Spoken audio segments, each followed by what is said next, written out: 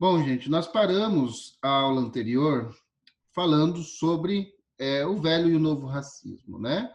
Aí, agora na sequência, a gente vai entrar numa é, reflexão que o Giddens faz, tá? Sobre o porquê que o racismo persiste, tá? E aí, para responder essa questão, ele utiliza a ideia do florescimento do racismo, tá?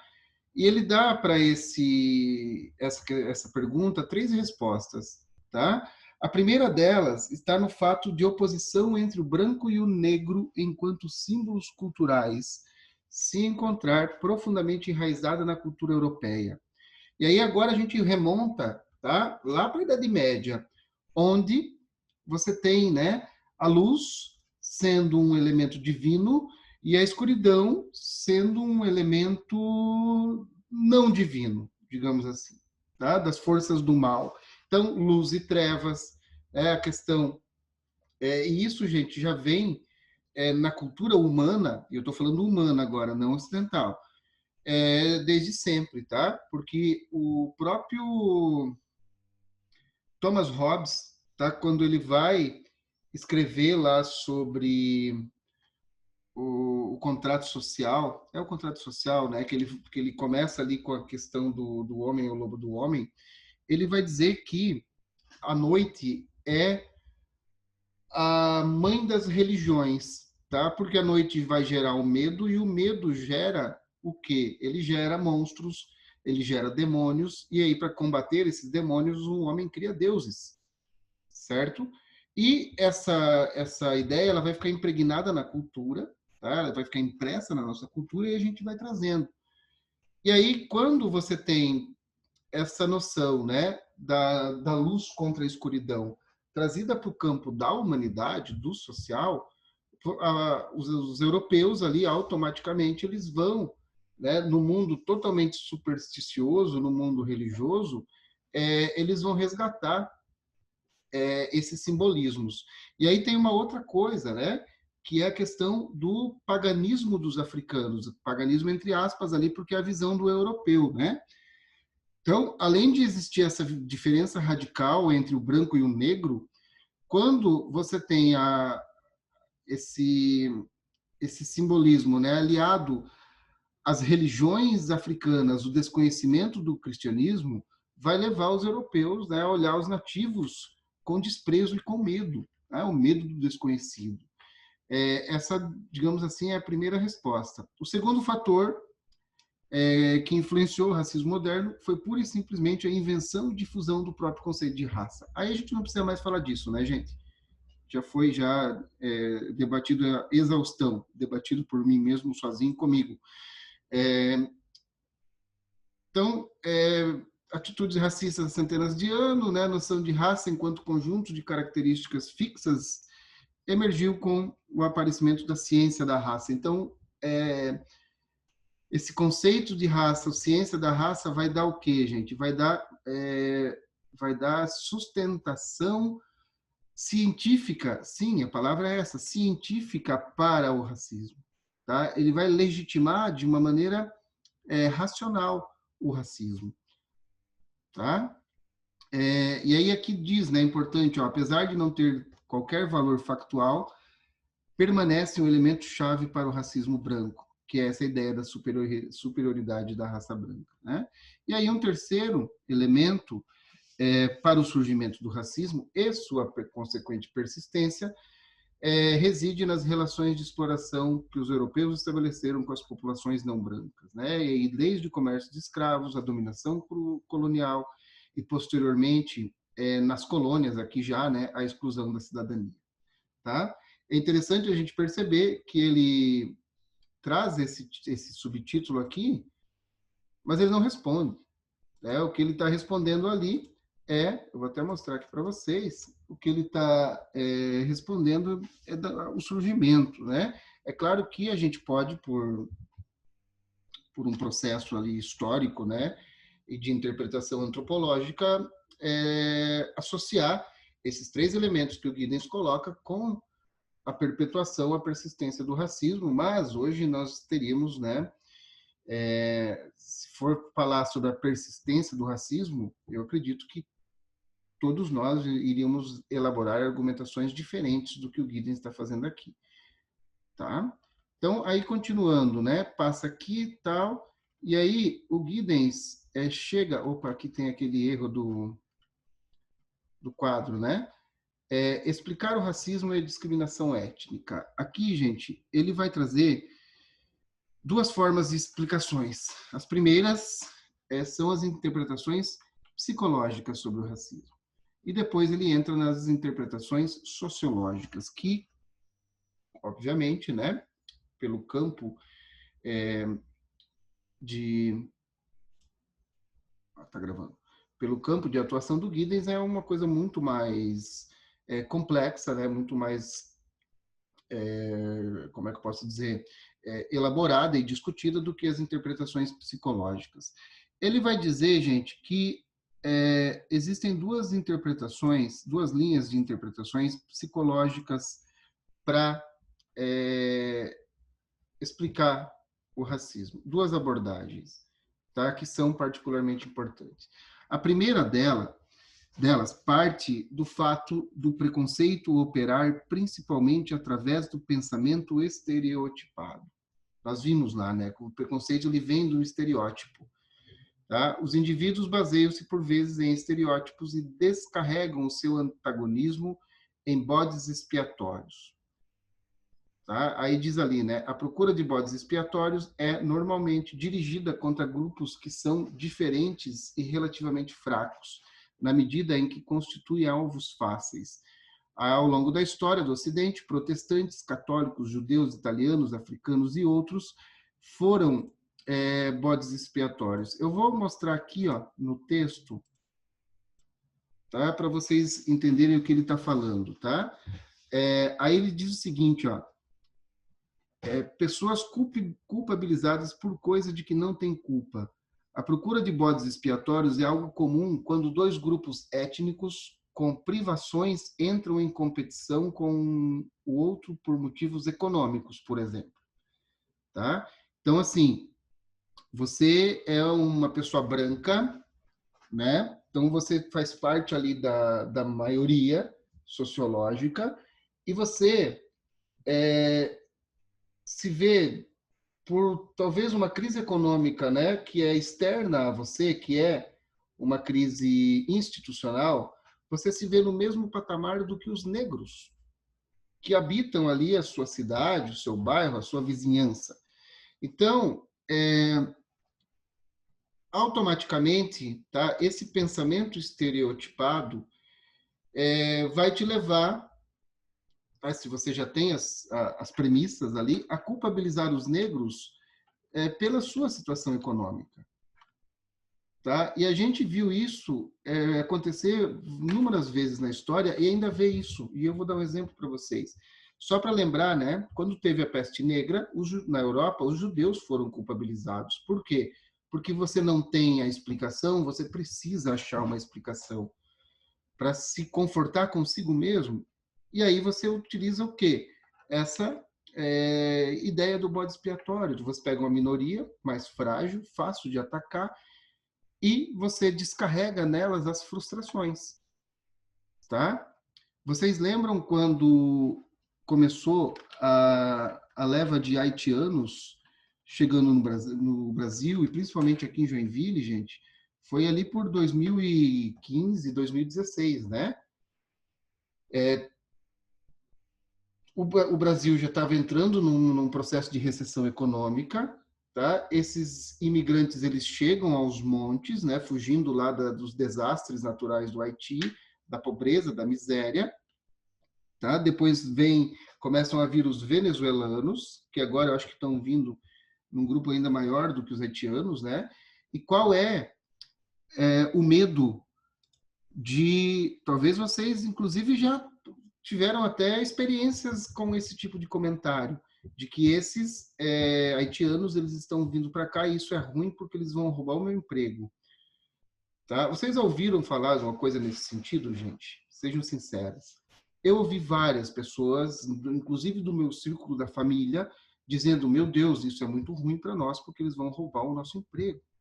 Gente, se você perder o emprego para uma pessoa que não fala a língua, que não fala a tua língua, é ser muito incompetente, né? A não ser que você seja um matemático, que aí os números eles são universais, enfim. Mas existe essa coisa. Olha, por exemplo, a União Europeia, ali, alguns países. Olha só, a Dani já escutou, né? Olha, isso aí é o bode expiatório, tá? É o bode expiatório que é utilizado para justificar as próprias frustrações.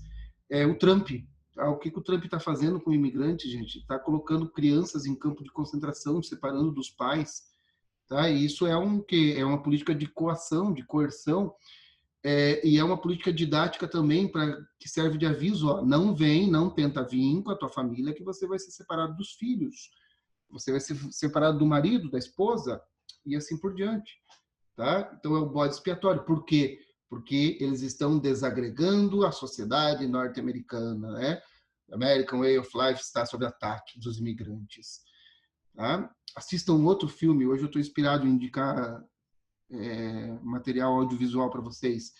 Se chama Um Dia Sem Mexicanos. Ele acho que, anterior à existência de vocês no planeta, mas é um filme muito legal. Um Dia Sem Mexicanos. Não vou falar dele aqui, é spoiler, e vai me gastar tempo, tá? Bora lá, vamos continuar. Aí tem uma segunda, eu vou aqui no texto, uma segunda explicação, gente, que acho que agora ela está aqui, expiatórios. A segunda abordagem sugere que existem certos tipos de pessoas que, em resultado da socialização na infância, são particularmente propensas ao pensamento estereotipado e à projeção, a atribuição inconsciente dos nossos desejos ou características a outros. Esse aqui eu acho que é melhor ir lá para o slide. Lá na escola de Frankfurt, um cientista social, tá? Chamado, cadê? Adorno, Theodor Adorno, a gente vai falar sobre eles. Ele vai conduzir uma pesquisa nos anos 40, tá? E ele vai diagnosticar um tipo de caráter a que os investigadores chamaram personalidade autoritária, tá? Ele vai pegar lá uma série de candidatos, né?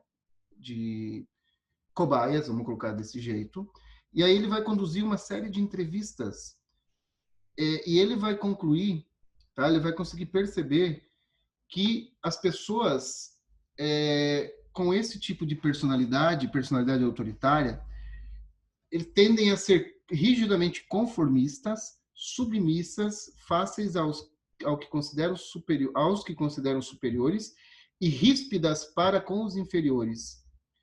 Esse tipo de pessoa é também muito intolerante nas suas atitudes religiosas e sexuais. Uma personalidade autoritária resulta de um padrão de educação infantil em que os pais não são capazes de exprimir um amor direto pelos filhos, sendo distantes e disciplinadores. Já adultos, esses indivíduos sofrem de ansiedade, que só conseguem controlar adotando uma postura rígida. São capazes de lidar com situações... não são capazes, está errado, de lidar com situações ambíguas, ignorando as incoerências e pensando de uma forma altamente estereotipada. Deixa eu arrumar aqui, ó, para poder voltar para vocês. Calma aí, calma aí. Aqui. Não são. Muito bem. Aqui eu fecho. Aqui eu volto para vocês. Então, gente, a personalidade autoritária é o quê? É aquela pessoa, tá, que por traumas da infância, ali, por ausência dos pais, por falta de afeto, ela vai se endurecendo, tá? Ela vai se endurecendo, e ela vai, quando adulta, projetar nos outros esses traumas que ela teve, tá? Então, a pessoa que tem uma educação extremamente rígida, né, extremamente, como é que eu posso dizer? Esqueci, tá? Metódica, pode ser a palavra, na falta do termo que eu quero. ela vai, quando adulta, ser também desse jeito, e ela vai procurar o quê? Ela vai procurar repetir esse comportamento. E aí, assim, ela percebe, obviamente, né, que tem pessoas que são superiores a ela no sentido psicológico, tá? E inferiores a ela no sentido psicológico. E aí, dentro das minorias sociais, essa questão do psicológico, ela vai meio que ficar em... Ela vai sair de cena, tá? Porque aí entra o quê? Entra a ideia do estereótipo da superioridade. E aí, quando essa pessoa encontra alguém superior, dentro, geralmente, né, do próprio corte étnico, ela tende a ser submissa, obedecer, né, cumprir as ordens com rigor, é, né, aquele comportamento de soldado, digamos assim. Só que quando essa pessoa acha alguém onde ela pode exercer o poder, em quem ela pode, ela vai fazer isso, tá? Acho que vocês já conseguiram entender, né? E aí não é apenas sobre a questão racial, é sobre todos os aspectos aí, religião, questão sexual, tá? Então é aquela ideia lá que a gente tende a repetir, né? Aquilo que nos acontece na infância. Eu lembrei agora de uma frase do Machado de Assis que diz o seguinte, que o menino é o pai do homem, não o contrário. Tá? Então, você, quando adulto, você vai estar sujeito a repetir as coisas que te aconteceram na infância, e aquela tua infância ali vai mudar o teu caráter. Mas isso já é Freud, não é Giddens, tá? Só para vocês, então, aqui eu já consertei, tá? Depois eu passo esse arquivo para vocês. Não lembro se eu passei, gente, me falem aí, por favor. Aí aqui, né? Essas interpretações, gente, a própria pesquisa do Gui, do Adorno, ela vai ser amplamente criticada, tá? Porque ele não era um cara da psiquiatria, da psicologia, inclusive, né, os estudos ali sobre as coisas da mente, né, da personalidade, estavam ainda encaminhando, tá? Mas ele consegue, através de um experimento empírico, tirar uma conclusão que é aceitável em muitos círculos acadêmicos, por exemplo. Aí, gente, ele parte para as interpretações sociológicas, tá? E o primeiro item é a ideia de etnocentrismo, fechamento de grupo e repartição de recursos, tá? Para justificar o racismo, né? Então, assim, ó, para explicar.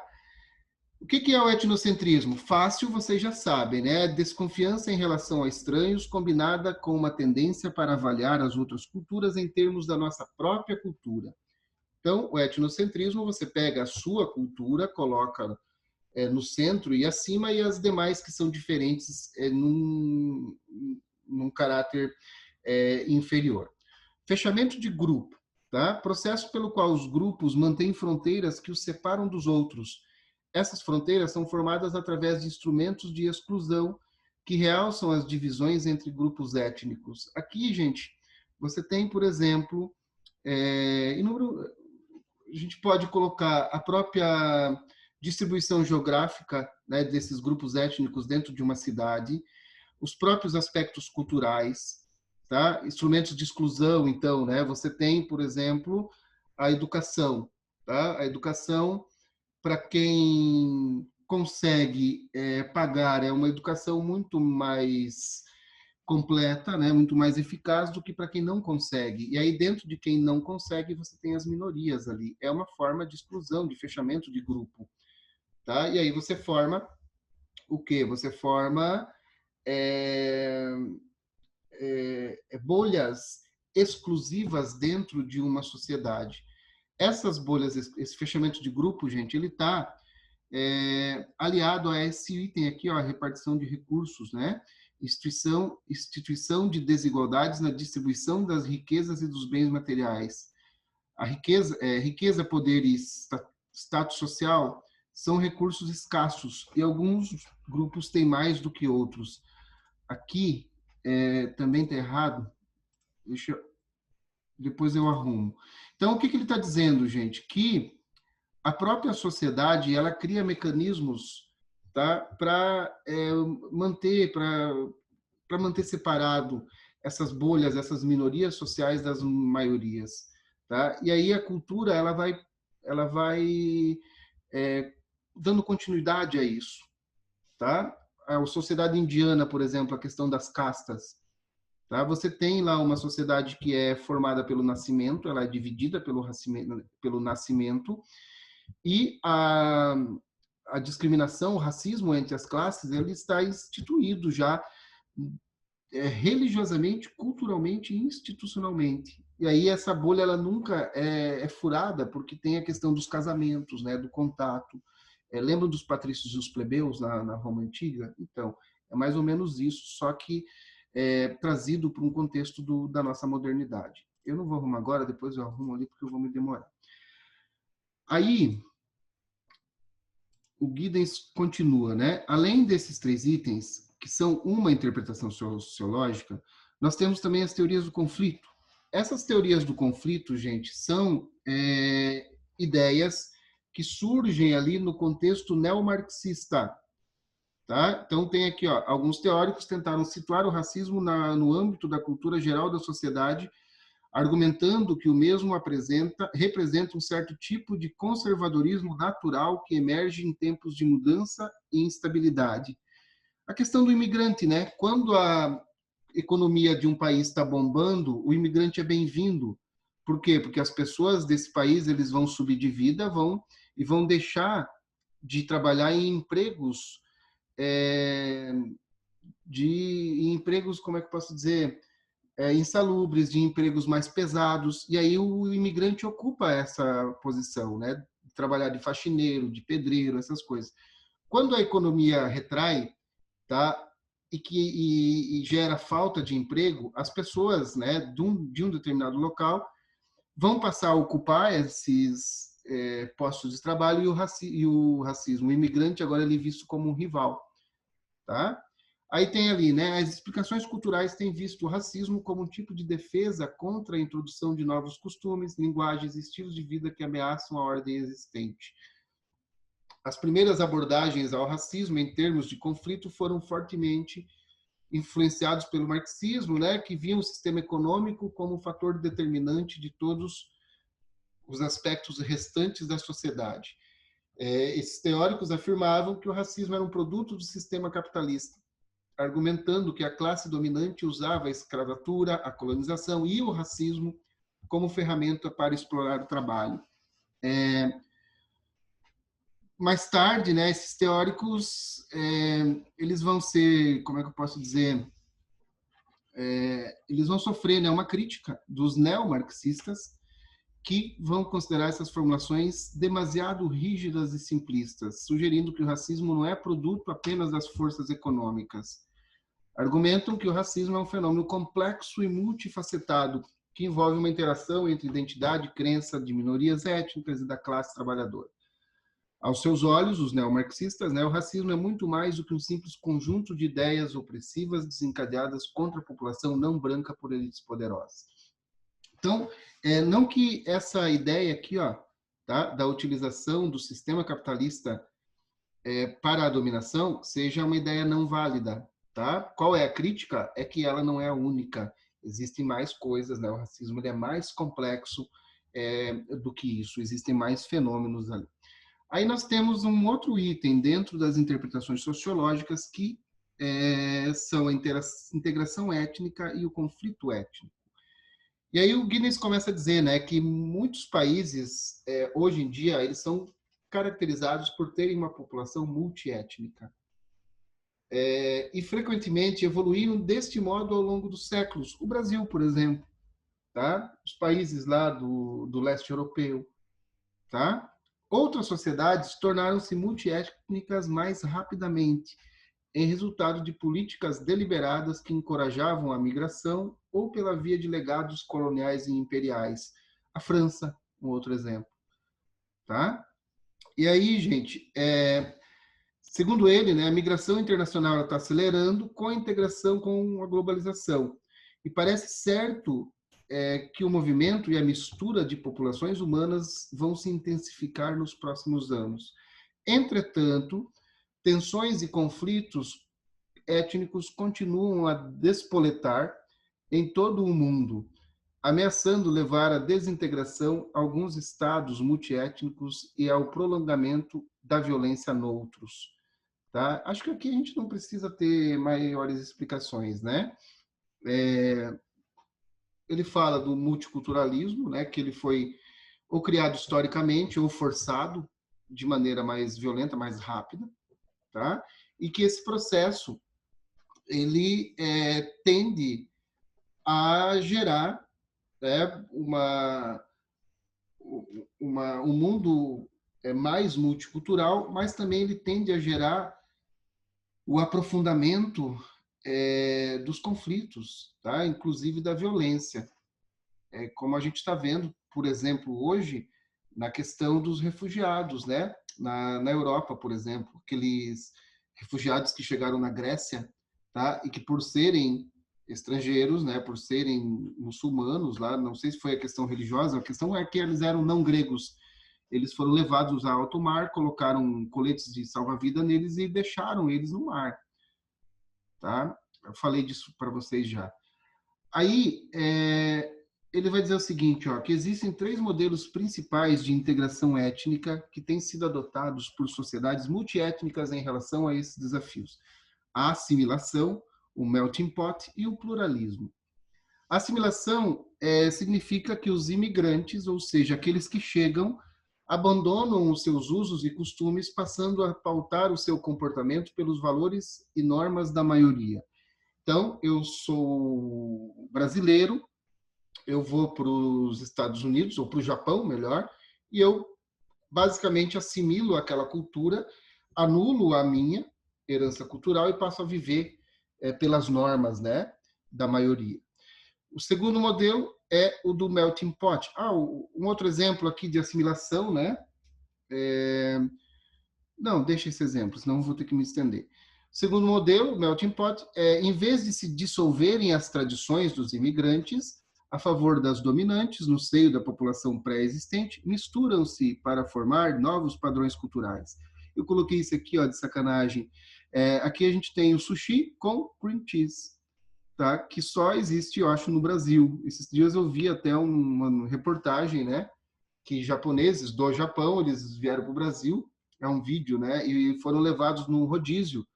E os caras ficaram abismados, né? Como assim cream cheese no sushi, né? Aqui uma outra coisa, tem esse bagulho vermelho aqui que eu não sei o que é, esse troço preto, que é arroz pintado. Tá? E isso mostra o quê, gente? Justamente esse melting point, né? Que é a mistura. O sincretismo religioso dos africanos no Brasil é também isso daí. E aí o pluralismo, né? Onde seria teoricamente a via mais apropriada, tá? Por quê? Porque ela consiste no desenvolvimento de uma sociedade genuinamente plural, ou seja, aquela minoria, tá? Ela não precisa assimilar, ela não precisa se misturar e ela tem o direito de permanecer tal qual ela é culturalmente. E aí a maioria, ela vai fazer o quê? Ela vai reconhecer essa cultura como legítima, tá? Como parte da sociedade. Então, assim, a gente tem no Brasil como até algum tempo atrás um exemplo disso, tá? Onde você tem, vamos supor, vem muçulmanos, tá? Eles não se misturam culturalmente, eles continuam celebrando, né, as suas orações, aquela coisa e tal, continuam com a sua rotina cultural e eles são aceitos e respeitados e integrados, tá? De certa maneira. Ou seja, eles passam a desfrutar dos mesmos direitos da maioria da população. Aí diz ali, né, as diferenças étnicas são respeitadas e celebradas enquanto componentes vitais da vida nacional mais ampla. Só que isso, gente, na prática é uma coisa muito complicada de existir. Por quê? Porque as minorias étnicas são ainda vistas por muitos como uma ameaça ao emprego, à segurança, à cultura nacional, tá? e fazer das minorias étnicas bodes expiatórios é uma tendência recorrente. Então, aqui, ó, o que geralmente persiste? Esse segundo modelo aqui, ó, o melting pot. Tá? O conflito étnico, tá?